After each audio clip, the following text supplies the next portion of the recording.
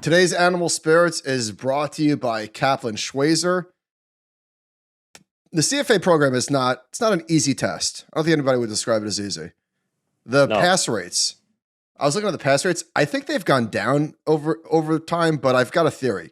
So actually, never mind. Disregard the theory that I didn't even share. That's how bad it was. Well, I think there's more people taking it now. So that's what I was going to say, but I don't know if that's true. My theory was going to be like, I think a lot of people in 2021 were like, like I'll just give it a shot, right? But even in 2023, August 2023, so these are not give it a shotters. In August 2023, the pass rate was only 37%. That's crazy. Do these people not know Kaplan Schweizer? I feel like if I had to guess, those that are just taking it with the CFA study material, which are literal like giant textbooks, have to be way lower than those that are using test preps like Kaplan Schweizer. So I see 2022, there was 82,000 people who were candidates for level 1 and 40,000 for level 2. Obviously, you get weeded out for the people who don't pass, but yes, you need to do everything you can. Does this surprise you that the pass rate so we're just using August. Level 1 was 37%, level 2 was 44%, level 3 was 47%? I mean, it's a little lower than when we took it, but not that much. It's always been relatively low. And if you're going to put the time in, you might as well buy a study guide to help a little bit, right? The one-page cheat sheet with all the formulas. I'm gonna go. Yeah, I forgot about that one. The Kaplan Schweizer special. I'm gonna go out on a limb. Not out on a limb. I'm gonna go against the grain. Level 3. That's the hardest one for me. Really, I thought it was level 2. Yeah, because a lot of people drop out at level 2. I actually thought level 3 was the easiest for me, which is surprising. That was the only one I walked out of, and I said, I definitely passed this. Well, maybe you got an easy one, because I felt the opposite. All right, if you are interested in taking the CFA exam, if you're looking for a career as an analyst, portfolio manager, things like that, go hit the link in the show notes to get the Kaplan Schweizer test prep. Welcome to Animal Spirits with Michael and Ben. Starting off the show with some peace and love. We're still getting emails to the old inbox. That's Animal Spirits. Not happy about it. Well, now we're monitoring several inboxes. Captain of email etiquette here. That's animalspiritspod@gmail.com. But I'm telling you right now, and I mean it, with peace and love, this is the last week that we're going to respond to those emails. I'm taking it off my phone. I'm taking it off my computer. The new inbox is animalspirits@thecompoundnews.com. And here's what we're going to do. If you disregard this and just blow right past it and you email animalspiritspod@gmail.com, I will go the extra mile and I'll reply to you and I will CC animalspirits@thecompoundnews.com. So this way you have it stored in your context. But that's it. That's it. Okay. You just totally contradicted yourself there. You said you're never checking again. And then you said, well, after this week, okay. One more week. All right. Okay. So Ben, your tweet last week about when you kicked the hornet's nest about like, it wasn't everything's great and nobody's happy, but it was, sort of along. It was the economy's doing well. Why is everyone miserable about it? Yeah. Okay. So I think, and we're gonna try and continue to unpack this on today's episode, but I think there's like, I don't know if this is like selection bias or sampling bias or whatever the hell it is. It's not everyone. Everyone's obviously not angry, right? It's just the people in your mentions. The only people that reply to you are people that are angry. Nobody's gonna be like, yeah, good point. Yes. It's a sampling bias. Yes. So the angry responders to the supportive responders, it's like 100 to 1.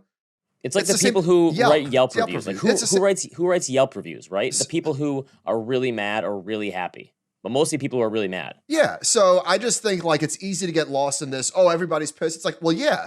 If you write something that's positive and you go on social media, all you're going to see are negative mentions. The people who are happy are not getting any replies and saying, they're not on Twitter. Actually. Yeah, they're not on Twitter. Yes. The people who are doing okay in their life, they're not on Twitter like us. Okay, so Liz Ann Saunders, this is an example. Liz Ann Saunders tweeted, real personal income, excluding government transfer payments, rose to new all-time highs in September. I'll read it one more time. Real personal income, excluding government transfer payments, rose to new all-time highs in September.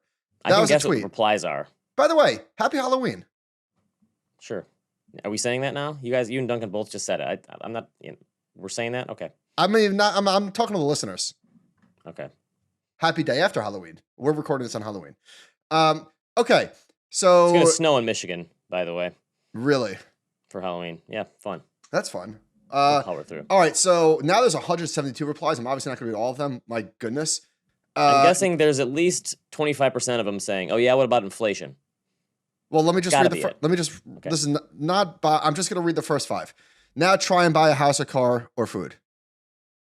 Okay. So how are they measuring this? How many adjustments? Is this measuring minimum wage increases or only or heavily overweighted?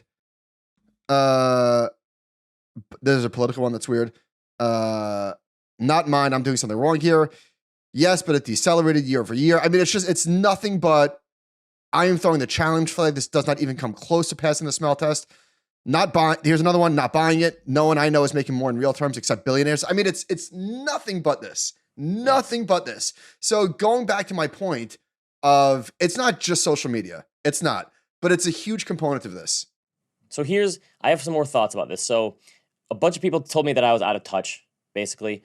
And honestly, I think I've spent so much time in finance reading about like the behavioral side of things that I have like tried to take all the emotions out of everything that I look at, to the point where my wife at times is like, "You're just like a robot. Like I never show enough enthusiasm unless it's like sports or something." You can't tell a Midwesterner that they're out of touch.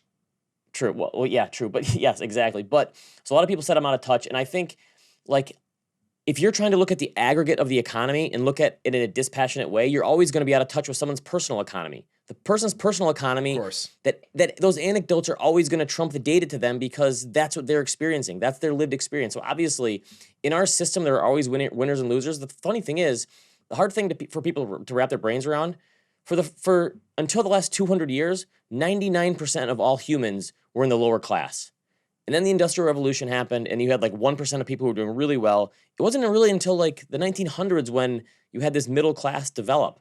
So I think most of the time, everyone was in the same boat, and now we've had this bifurcation of people, and it's when you're able to see other people winning, because there's always going to be winners and losers in our capitalist system. It's right or wrong, that's a feature, not a bug. I also think in the past, people were way more used to economic volatility. Like you look at the inflation rate back in like the 20s and 30s and the whatever, early 1900s. And GDP, changes in GDP. It's way more, both are way more stable now, except for the last couple of years. Yeah, there was a depression every 3 years. People were just kind of used to volatility. We're not used to this type of volatility. And the other thing is like the economy as a thing is still relatively new. Like people didn't in the past knew if things were good or bad generally because of their own situation, but we didn't have all this data to track. No one knew how the economy was doing. Like GDP didn't come about until the 1940s after the Great Depression of like, we should probably figure out a way to measure this thing. Like people didn't know how the economy was doing. That's an interesting point. We talk so much about like facts versus feelings. So this chart from The Economist showing index of consumer sentiment. This is the chart of the year right here, as far as I'm concerned. The expected, what they expect versus the actual. And it was in lockstep and it completely diverged during the pandemic. So you could say, there's a lot to say on this. One is here's an interesting take. Jeff Mackey said to me, something along the lines of people miss COVID or something. I saw that. He said people miss the pandemic. He said people secretly miss the pandemic or something? People secretly miss the pandemic. So I said, interesting take. And he said, America argued with passion, but no one got in fistfights. We fought over how to best defeat a singular threat. A good common enemy is the greatest possible stimulus. Everyone got to know their kids. Consumers consumed. The cost was huge, but we won. The best of us. I don't want to spend like an hour on this because I think it's a very interesting take, but I think there's more than a kernel of truth there. Yes, there was a lot of things like where you took away a lot of the stuff that you have to deal with on a regular basis, and as bad as it seems, the 9 to 5. I think people probably found some solace in that in a lot of ways. And then of course, a big part of this is also price volatility and inflation. But you mentioned like we didn't have so much data.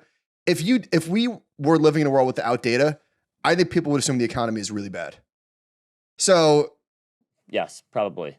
The Wall Street Journal tweeted something, and again, I think it's like lazy and sort of lame to blame the media, but I also think that they play a part of this. Like they just do. They're competing for eyeballs and attention and clicks, and I think a third of the revenue or a third of the revenue at the New York Times is from advertisers. So obviously, guess what's going to get clicks these days? The bad stuff. Yeah. So it's a subscription-based business, but a not insignificant portion of it is getting your attention to click. But it is like if you look objectively at the economy, things like there's more pros than cons right now. Like the GDP report last week was objectively good. So here's but that doesn't mean you can't see bad stuff. There's bad stuff too, of course. Here's what was on the front page of the Wall Street Journal.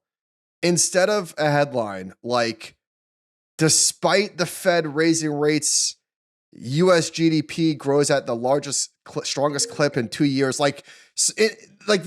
It was objectively positive. Just the headline did it was the strongest GDP growth since Q4 2021, since we came out of the pandemic.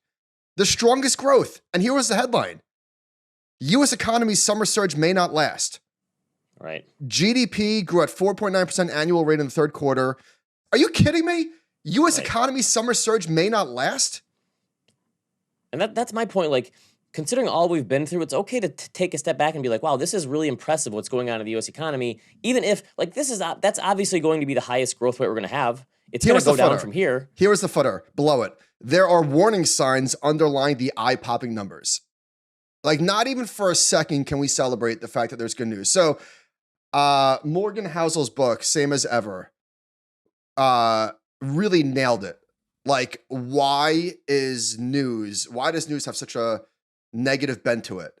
And we know about like the incentives for clicks and all that sort of stuff, but he has another really interesting take on this. So this is from, again, his new book, Same as Ever. So he's talking about how news used to be. He said information was harder to disseminate over distances, and what was going on in other parts of the country or the world just wasn't your top concern. Information was local because life was local. Radio changed that in a big way. It connected people to a common source of information. TV did it even more. The internet took it to the next level. Social media blew it up by orders of magnitude. Digital news has by and large killed local newspapers and made information global. 1,800 U.S. print media outlets disappeared between 2004 and 2017. The decline of local news has all kinds of implications. One that doesn't get enough attention is that the wider the news becomes, the more likely it is to be pessimistic. Two things make that so. Bad news gets more attention than good news because pessimism is seductive and feels more urgent than optimism. The odds of a bad news story, a fraud, a corruption, a disaster occurring in your local town at any given moment is low. When you expand your attention nationally, the odds increase. When they expand globally, the odds of something terrible happening in any given moment are 100%. To exaggerate only a little, local newspapers report on softball tournaments, global news reports on genocide. A researcher once ranked the sentiment of news over time and found that media outlets all over the world have become steadily more gloomy over the last 60 years. Right, you're casting a wider net, which also, I think one of my favorite parts about Morgan's new book is that the chapters are all really short. It makes you feel like you accomplished something really quickly. Well, let's look at the numbers real quick, okay? So this is from the BEA, which if you don't believe the government data or whatever, then I can't help you. Obviously, it's not perfect, but it's what we have. The increase in real GDP Wait, hang on. reflected... Before we get to the data, just one more thing, because this is a nice little bridge to the data. So Gregor McDonald, who I think is a very smart guy, had another interesting take. He said, so he tweeted the chart that we mentioned, right? With the gigantic gap between expected consumer sentiment versus actual. Yeah, I saw it. And he's like, I've got to figure this out too. Something's going on here. Yeah, so this is what he said. Have started to change my mind on this. There must be something about economic reality that we're not measuring. I see no reason to let go of my materialist bias, even as I gave great credit to psychology. So if you come to me with the claim that the whole country has been put into a trance by the media, well, that's just a typical move claiming death metal is causing suicides. So unless economists want to come up with an explanation like Americans are now zombies, deeply unhappy despite the economic conditions, it's time to stop headbanging about all this and find out what's actually wrong. Do you think that we're measuring the data wrong? Is there a part of, could that be a part of it? No, but I do think the whole trust factor has really changed, where people don't trust experts anymore and they don't trust the government. I think that's a big piece of it too, is like people don't want to trust what they're Well, how about this? What if data doesn't capture how people feel? I mean, I know it doesn't, because that's what we're seeing here. But what if it's just that simple? Yeah, no, that's true. That stories have always mattered way more than statistics. Last week we spoke about net worth, or a couple of weeks ago. I don't think net worth has any correlation in the short term with how people feel. Especially, I'm not talking about rich people. I'm saying even if the median is I don't agree with you there. I don't agree with you. Hold on, which part? The net worth doesn't like. So I'm saying, hold on. Like, here's my point. If the median net worth in 2019 was $210,000 in real terms, and now it's $240,000, you think that impacts how people feel on a day-to-day basis? Absolutely not. I think it impacts how they spend their money. I think people spend more money if their net worth increases and they don't save as much. But yeah, you're right. You don't think but the median person, even if it's just in their retirement account of their home, I don't think that impacts spending or psychology. Where do you think the median person lives? Kansas? Like when you think about we're talking about the median person, like it's I know. All right, so look at this. So the increase in real GDP, again, this is real after inflation, almost 5%, which is like the Atlanta Fed was pretty darn close, actually. But is the data real? Right. Reflected increases in consumer spending, private inventory, investment, exports, state and local government spending. A lot of people said, well, it's all government spending. But actually, Callie Cox at eToro looked at this, and 60% of it was consumer spending, right? This was a good report. 60% of the growth came from consumer spending. It's not going to last. This is from Matthew Klein at The Overshoot, about people still spending money. Excluding spending at grocery stores and gas stations, monthly growth has been running at 8% annualized in consumer spending of retail sales, right? Which is crazy high. And he's saying, focus on the spending at restaurants and bars. Growth has been 11% annualized despite subsiding inflation. This is a significant acceleration into the end of last year. And he's saying, like, this is why growth is so much higher. People are spending money still. People are still spending more money at, like, bars and restaurants. And it's 7% annualized for bars and restaurants since the pandemic. I think one of the reasons people are so unhappy is because they see the higher prices, but they don't change their habits. No one is changing their habits and spending less. I'm sure someone will say, yes, I am. I'm going to Walmart, whatever. Right. The collective we are not changing our habits. And I think that's the hard part for people is like, you would assume if inflation is high and people are upset, okay, I'm going to stop going to restaurants because prices are so high and tips are so big at DoorDash or whatever. So I'm going to stop spending there. People aren't doing that. They're still spending. And higher prices, I mean, it really pisses people off. I feel like when I'm out to dinner with friends, like it comes up all the time. Could you believe how much this is? Could you believe like it really pisses people off? Listen to this one from the FT. In the third quarter, prices at Coca-Cola rose 5% and volume was flat. Not impressed? Well, a year ago, the price increase was 15%. A year before that, 5%. Through all this, volumes have not fallen. Coke is something like 25% more expensive than 3 years ago, and Americans drink just as much of it now as they did then. It's a great point. People are not changing their habits. So this is the U.S. economy right now is like, I hate higher prices, but I'm gonna pay them anyway. To be clear, and I have to think about this. I'm just going off the cuff here, but I would think if there was a pie chart on reasons for the gap, right, between soft data and hard data, I think inflation is the biggest slice of the pie. Yes, I don't think it's like some crazy disconnect. I really just think that higher prices have people very upset, completely understandably so. And I looked at like the misery index, which is unemployment rate versus plus the inflation rate. When in the 70s, it was off the charts. Since 1948, we're technically below average for the misery index. Like that's the thing that they made up in the 70s, like or the 60s to figure out how people feel, like how people should feel about the economy. Like unemployment and inflation, those are two things that you can gauge, right? Because the unemployment rate is remaining low. And I think we've realized that once you have a job, you stop worrying about it and then you move on to inflation. Here's another thing. You know how people get used to more money really quickly? Like you adjust to your raise very quickly. Yeah. You can get a 15% raise and like, cool. The first three paychecks. The raise is deserved. The prices are not deserved. Well, that's my point. So you get really used to the good news, the raise, you discard it mentally, but you still are pissed off about the price increases. Because people have a tendency to overweight the negative. And again, obviously, there are people right now who are struggling. There's a story in the Wall Street Journal. Yeah, and also the people in your mentions, like they're mostly earnest, right? I don't think those people are like making it up. Like I'm sure those people are not doing great. Yeah, we're gonna get to a story about people in interest rate sensitive areas of the economy. Like they deserve to be really mad. So people say we're never bearish. Here's a bearish take for me. Look at this. I reject that premise. What do you mean I'm never bearish? Rejected. All right, U.S. personal income payments, interest payments, sorry. So this is what people pay on their interest, and this is excluding mortgage interest. Look at this chart from White Charts. This thing is screaming higher. So U.S. personal interest payments. So this is mostly like car loans and credit cards. Look at how high this is screaming higher. And again, this excludes mortgage interest. And then below it, I did the ratio of the payments to wages and salaries. So we could normalize it for income. So that is not nearly as high. It's like back to 2007-ish levels, which some people would say is not a great thing. I mean, but it's a good chart, but the increase is mind-bending. It's huge. And so that's the thing is that eventually those interest payments are going to crowd out spending, and that's bad for the consumer. So again, people are still spending now and pushing through it. If rates stay higher And even if they go lower from here, it's going to take a while. It's not going to go back to like 3% days or whatever, 0% days.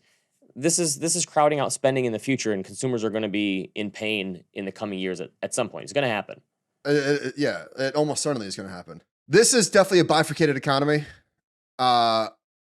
Even though like we were talking last week on TCAF that the bottom decile has the highest real wage increase, doesn't mean that they're doing great. That's not necessarily the message I was trying to send. Because they're hardest hit by higher costs of interest, right? Because they rely on it a lot. Because especially if you assume you're in the lower income strata, you probably have lower credit scores too, meaning you're paying even higher rates than average. Right. So they're most exposed to higher interest rates. So, this I think this is from Car Dealership Guy's newsletter. So there's a chart showing subprime auto loan 60-day plus delinquency index, and we talked about this last week. So it's at 6%, which is the highest it's been since at least 2006. Not by orders of magnitude. Like in 2019, it kissed 6%, so just a little bit higher. But if you look at the 60-day delinquency index for prime borrowers, it's completely flat.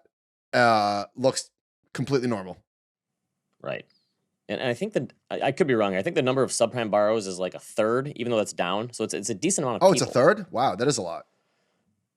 Like actually, it's like high based on credit score. Not that doesn't mean the number of people are taking them up, but that's well. So here it is. Credit score. So for those with the best credit scores, interest rates are about 5% for a new car and 7% for a used car. For those with the worst credit, rates are about 14% and 21%. Oof. And you've seen those commercials, right? Like, we don't care what your credit score is. Bring your old junker here, and we'll give you $1,000 for it and give you a loan. That is exorbitant rates. That is brutal. All right, the Wall Street Journal had a piece. This is crazy. Through interest sensitive parts of the economy, and I talked a couple weeks ago how we know someone in like a loan department who's just like I'm screwed. So the mortgage industry employment has already declined 20% to 337,000 people from 420,000 in 2021. They anticipate a further 10% decline. This is mortgage bankers, brokers, loan processors, but not real estate agents, which I'm sure real estate agents are just, we always talk about how there's more agents than houses. I'm sure there's a lot of people who were part-time realtors that are not anymore. So David Siegel went to work for an affiliate of Guaranteed Rate in 2021 and got a signing bonus of more than $100,000. Now, remember, 2021 was obviously just mania for real estate market. Interest rates were super low and mortgage bankers were raking in cash. Now that business has dried up, the mortgage company wants its money back. He said it fired him 1 month shy of the date when it could no longer ask for the bonus back, then demanded the money. Guaranteed Rate and its affiliates are also telling hundreds of other former employees that they have to return their signing bonuses. That's crazy. So the industry, mortgage industry employment has declined 20%. I think you said that earlier. Yeah. The average loan officer closed 3.45 loans last month versus 8 in the same month in 2020. This is a wild one. The mortgage market used to be Steve Walsh's cash cow, but now it's squeezing him on both sides. Business at a Scottsdale, Arizona mortgage brokerage is down about 90%. So depression. He said, and headcount. And honestly, he's not alone on that. I'm sure. No. That's tons of these places. Headcount has fallen to 7 from about 25 at the end of 2020. To save money, Walsh wants to downsize, but he has been unable to sell his 7,700 square foot house at the $3 million he's asking. We got the rug pull of our lives. Everyone did. Well, so rates are not supposed to be here. Average retail loan officer payment per month. So it dipped in 2020, then it skyrocketed, and it goes to $25,000 a month, and then it's crashed since then. So it was at like 12,000 in 2020 during the bottom. Then to Ben's point, it went to 25,000, so more than doubled. And then it crashed to 7,500. It says average monthly pay in September was down by more than half from 3 years earlier. So these people have been on the roller coaster.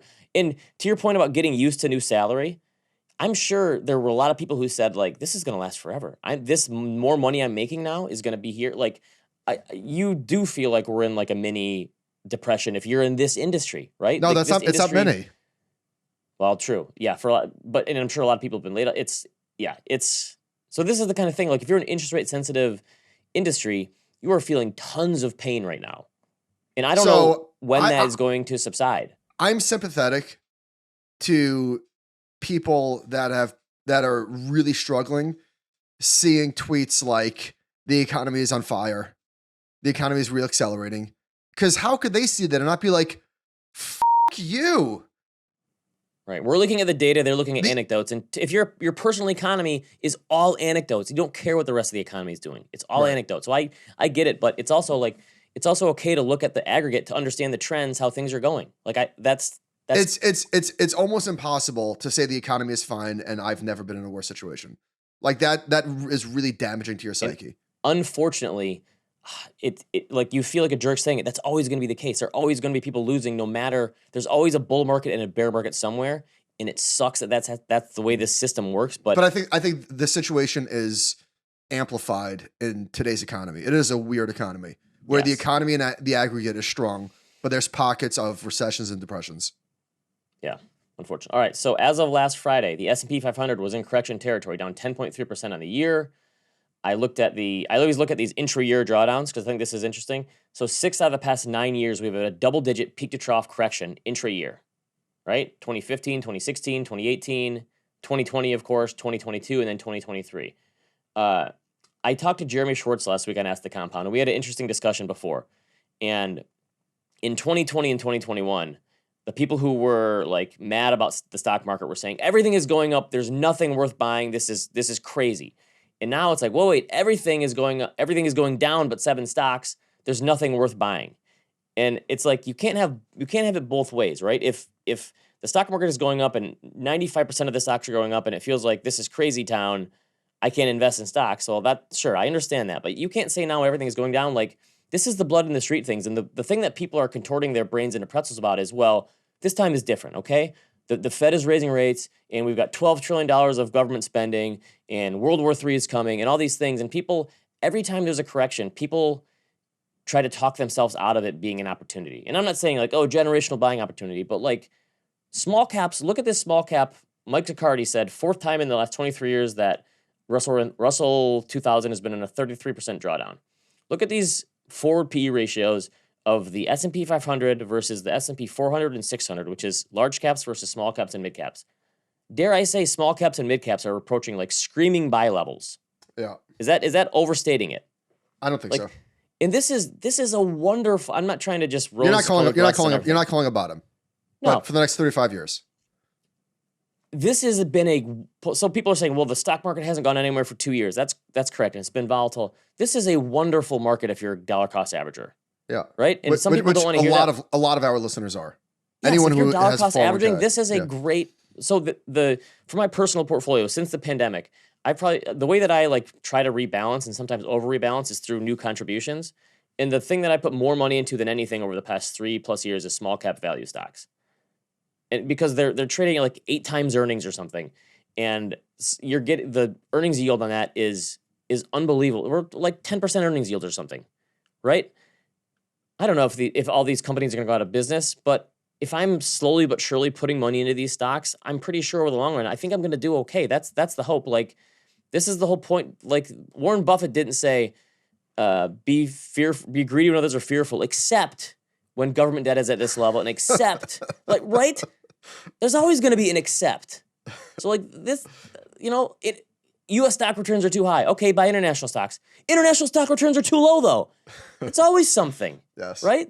And I think, like, going forward, if you have a more like diversified portfolio of small caps and mid caps and international stocks and U.S. stocks, and I think you have like the technology stocks still to like, in case the AI thing takes off, like I think you're going to be doing okay from here. You know, every single behavioral finance book, like every single one, has some sort of mention about our ancestors in the desert. Yes, on the savannah, running from the tigers or whatever. Yeah. But it really is true. It really is true that we are hardwired. Our entire lineage of ancestors ran away from danger to stay safe. And so it is in our nature to protect ourselves and to protect our money. And that is a really difficult thing to overcome because all you see is risk. And I'm sort of I don't even say I'm guilty of this. I'm a human being. Everybody is, right? There's no reward for like being naive to risk and just acting like there's nothing wrong, right? True. Yes. And obviously, like, it feels bad that the stocks that I own have been going down and not going anywhere. But honestly, like, 2 years worth of dollar cost averaging where the market goes nowhere, in 10 years, that's good. You're gonna look back and go, oh man, that was great. I got to keep continuously buying at lower prices. The best way to overcome that thing that I just described, the temptation to protect yourself, i.e., reduce your stock exposure, go to cash, whatever, just automate it. And most people do, right? It's thank God we have the ability to just every 2 weeks, out of sight, out of mind, buying stocks. It also depends what type of person you are. So they had this great piece in Barron's, and they interviewed Seth Klarman and Peter Lynch, two titans of the investment industry, like two of the greatest track records in history. And Klarman, who is more of a macro guy, the market is scary and vulnerable. The geopolitical strains seem heightened rather than clearly. I think in some ways the magnitude of the disaster of the Fed holding rates at zero for a decade is now much more clear. Macro guy, generally bearish. As for Lynch, he says, we've been in an incredible bear market for 2 years, except for 10 big stocks. Stocks are almost selling for less than cash. Look at the Russell 2000. Is he bullish on the Russell 2000? Absolutely. I love it when stocks go down. I think this is like the different mindset. And I think if you listen to the macro guys, they're literally always bearish. We did this Seth Klarman one before, where in May of 2010, he said, I'm more worried about the world more broadly than I've ever been in my career. And I'm sure in the 2010s, his returns were fine. But the macro guys are always, this is Stanley Druckenmiller. If you listen to his sound bites, he's always bearish. If you looked at his portfolio, I'm sure it's completely different than his, like, how bearish he is. That's a great point. So like the macro people versus the stock market people, I think it really depends on how you look at the world. Totally. Hey, Sean just sent us a tweet. Somebody tweeted, Joey Politano, point of view, you posted it, go to SlidePen so you can see this. You posted a chart of median real insert data here. I retweeted that. It's perfect. You saw this? Yeah. It's great. So it's somebody and it's just like they're in hell, I guess, and they're being attacked, and it's all the comments that we read from Lizette's others. It's pretty perfect. Okay. Let's talk about housing. Okay. I've been seeing this chart go around a little bit. The current mortgage rate versus the effective mortgage rate, which is essentially the effective mortgage rate is like the average of everyone who's holding a mortgage rate already. Current rate is obviously what people are paying now in the market. And there's a massive divergence. I think you have to go back to like the late 1970s to see this type of divergence between what homeowners hold and what the current mortgage rate is. And again, this is another group that I think out of everyone that deserves to be angry over the past few years, young people probably deserve to be the most. I think young people got really screwed during COVID with schools being shut down, and that's like if you missed out on like your last couple of years of college because of COVID, I can't even imagine that situation, like the once in a lifetime opportunity. And then, job market is great, but like good luck buying a home. I think young people deserve it a little bit. So I'll give them. So Bank of America also shows that they broke it down by generation. And they said, except millennials, the percentage of change in mortgage debt since Q4 2021 by generation, boomers is unchanged. What's traditionalist? Is that silent generation? That's a new one to me. Gen X is up 10%. Millennials are up like 20%. So that means millennials are the ones taking out the loans these days. And their change in mortgage debt has skyrocketed, which makes sense. That's why there's still demand for homes, right? Because millennials are in their household formation years. So kind of been getting screwed here. Yes. I mean, obviously the hope is you're going to be able to refinance. Boomers had to pay way higher mortgage rates in the 80s too. They refinanced the whole way down. That's the hope. The good news is that people that are in a home, they're having no problem paying their mortgage payments. The share of U.S. borrowers, this is from Calculator Risk, the share of U.S. borrowers who are in serious mortgage delinquency, so that's 90 days or more, dropped to 0.9% in August. That's the lowest recorded since January 1999. Wow. So thank God, at least people that are in a home are having no problem paying for it. Yes, and it's hard to see that changing in a drastic way anytime soon with how many people have low rates locked in. Maybe in the future, but not for a while. Here's an interesting chart from Bank of America. Over half of 65-year-olds and older have not moved this century. Man, that is pretty insane. Boomer, I feel like, again, for young people, that's going to be different, I feel like. Unless they're just all locked in. What do you mean? Young people are more apt. Like, I feel like baby boomers were way more patient with sitting in their houses than young people are. Here's another one. Home equity accounts for almost half of median net worth of homeowners 60 and older per Vanguard. The average retirement savings, meanwhile, is $223,000. So but this goes back to my point. I don't think people feel net worth when all of it is locked up in housing. Okay, so so a lot of people said this. Sure, my house price went up, but I don't feel wealthier because higher rates make it so I can't access that wealth. You know what? I think that's a good thing. If people were able to easily access the wealth in their house, they would blow through it. Housing is like the fact that it's illiquid and it's hard to access. I think for most people, the fact that that's why it makes up half of their median net worth, because it's not easy to access. And I'm sure, again, there's going to be companies that figure out how to tap it in the coming years, probably. But I think for most people, that helps them build wealth. It forces them to have a longer term asset. I don't disagree at all. I'm just saying that's why I don't think the median net worth numbers really have any bearing on how happy people are or should be.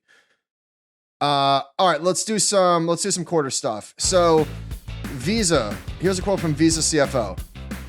I feel like the credit card CEOs and CFOs say the same thing every quarter for the past 3 years. Like, everything's fine for our customers. It is weird. Companies are fine, but people are pissed off.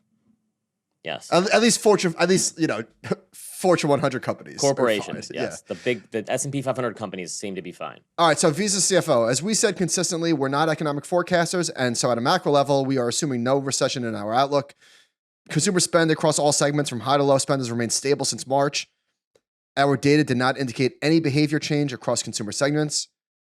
Here's Amex. By the way, I rely on the transcript for a lot of this. I mean, I do listen to a lot of calls on the Quarter app. They're very good at pulling the best stuff. I did not listen to Visa or Amex, so that's the transcript. They have a great Substack. But this is also why like the personal interest payment stuff is rising, because people are still spending with their credit card, and if they're not paying them off, guess what? Those rates are higher. So here's Amex. If you look at our delinquency rates, they're fairly flat. If you squint a little bit, you're going to see a couple of basis points increase. All right, not much there. Net charge-offs of $931 million increased $62 million from the second quarter. Again, that's not really much.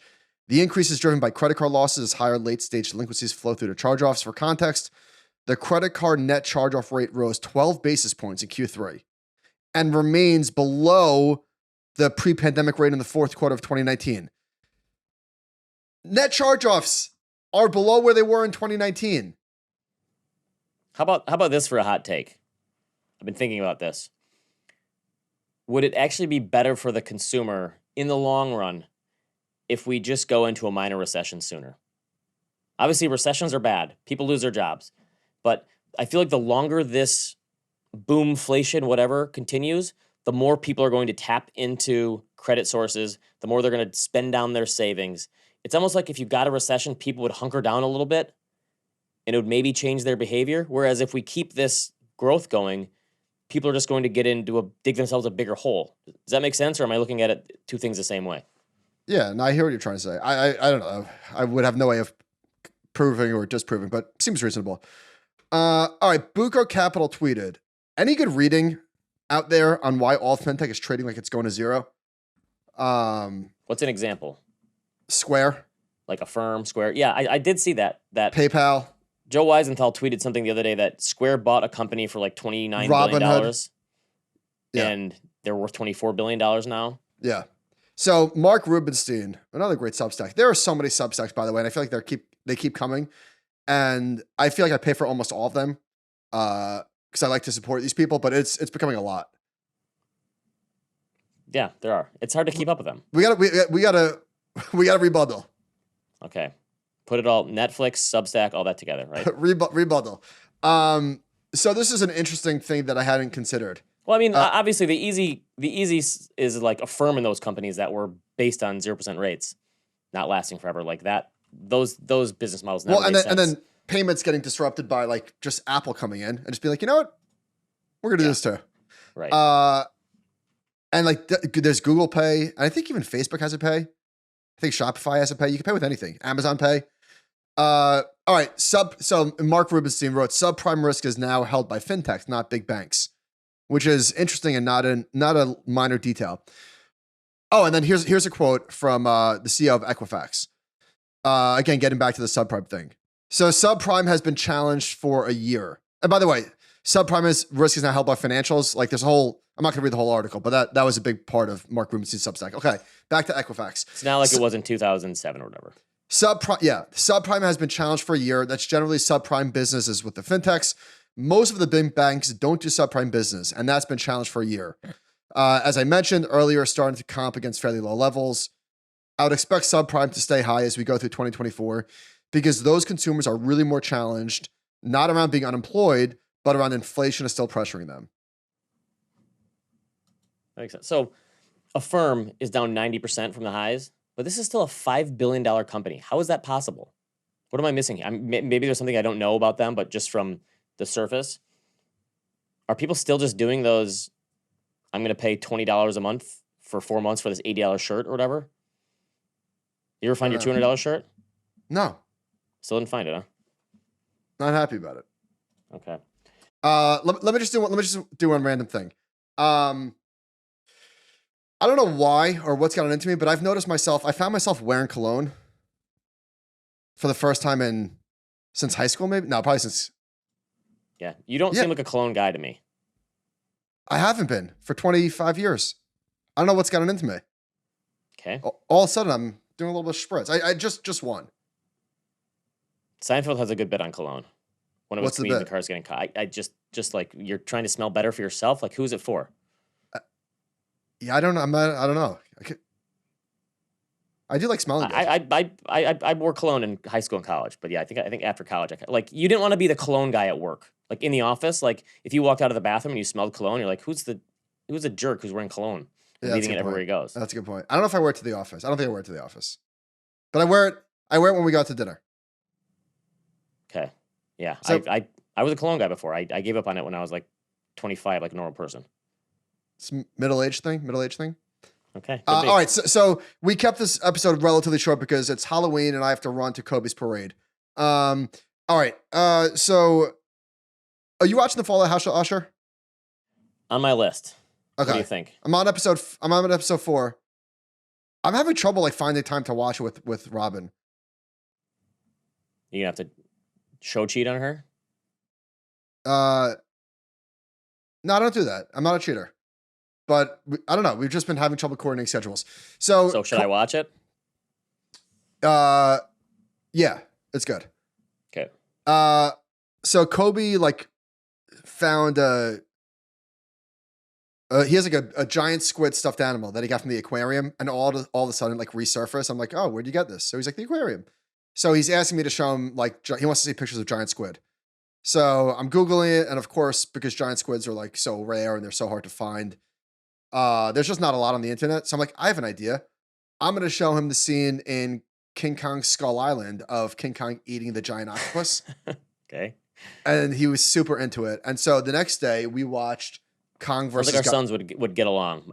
That's exactly the kind of stuff George likes to watch. Well, Kobe loves I mentioned this a few episodes ago, like the animal, like the spider versus tarantula book, the crocodile versus lion, the shark versus this, whatever. They're like these little books in the library that he likes to read. Who would kill who?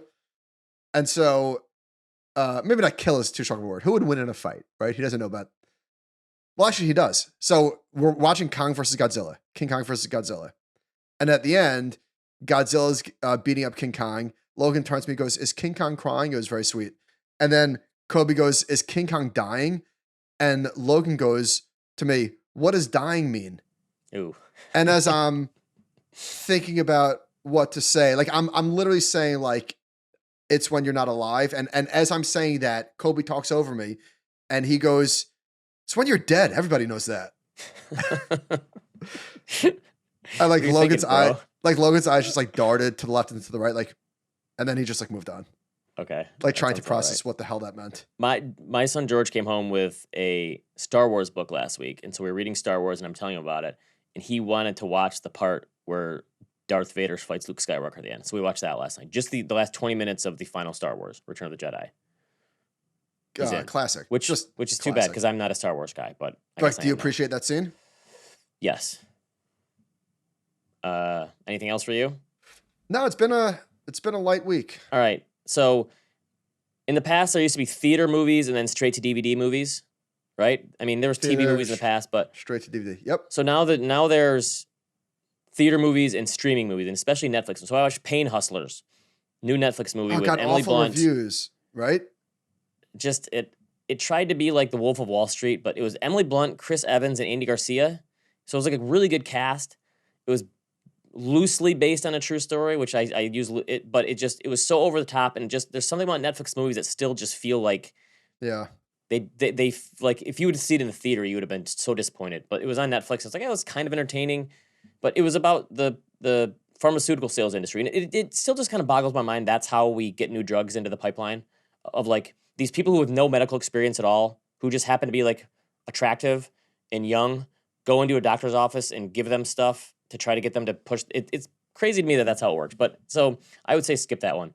On Friday night, when I do some writing, emails, that sort of stuff on my computer at the end of the night, I'm winding down. I like to have a movie on in the background.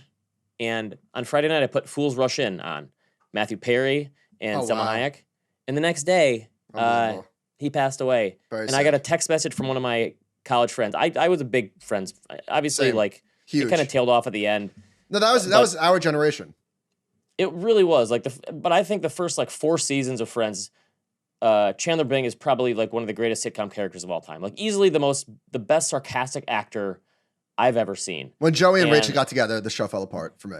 I hated it. Yeah, that was bad. But I forgot. I got a text message from an old college roommate. When we were in college, everyone had the futons, And we were like, why would we get a futon so everyone can come hang out in our room? We got the matching Joey and Chandler leather chairs. They were leather from Costco and the recliners. And that was in our room in college. I totally forgot. So, yeah, I was... And Fools Rush In, I'm a big 90s rom-com. They just don't make them like that anymore. That was always an underrated one for me. I always kind of like that one. Yeah. All right. Animal Spirits at thecompoundnews.com. Thank you for listening. We will see you next time. You always have to pause there because you almost... Still getting used to it. We'll see you next time.